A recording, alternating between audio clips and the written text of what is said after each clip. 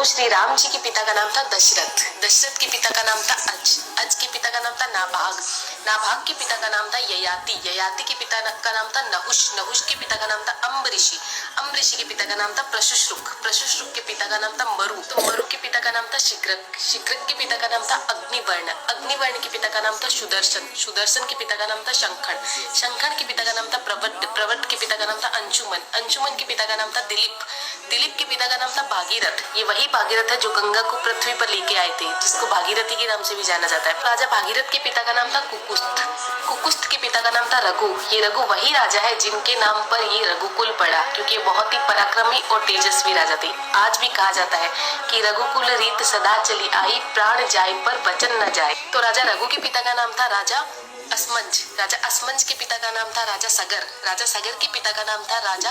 असित, राजा असित के पिता का नाम था राजा भरत, राजा भरत के पिता का नाम था ध्रुवसंधि, राजा ध्रुवसंधि के पिता का नाम था राजा सुसंधि, राजा सुसंधि के पिता का नाम था राजा मानधाता, मानधाता के पिता का नाम था युवानाश्र, युवानाश्र के पिता का नाम था दुंदुमार, दुंदुमार के पिता का नाम था त्रिशंकु, राजा त्रिशंकु के पिता का नाम था राजा पृथु, राजा पृथु के पिता का नाम था अंडरण्य, अंडरण्य के पिता का नाम था राजा बाण, राजा बाण के पिता का नाम था विवस्वान, राजा विवस्वान के पिता का नाम था राजा मनु, राजा मनु के पिता का नाम था इक्ष्वाकु, इक्ष्वाकु के पिता का नाम था राजा कुक्षी, राजा कुक्षी के पिता का नाम था राजा विकुक्षी, राजा विकुक्षी के पिता का नाम था राजा कश्यप, राजा कश्यप के पिता का नाम था राजा मरीचि, राजा मरीचि के पिता का नाम था ब्रह्मा जी। तो इस हिसाब से हमारे प्रभु श्री राम जी ब्रह्मा जी की 39वीं पीढ़ी है, 39th। तो ज्यादा से ज्यादा ये वीडियो शेयर कीजिए, क्योंकि आने वाला इतिहास ये नहीं बोलना चाहिए कि सनातनियों को मुगलों का इतिहास तो पता था और खुद का इतिहास नहीं पता था। तो ज्यादा से ज्यादा इस वीडियो को शेयर कीजिए। जय श्री राम।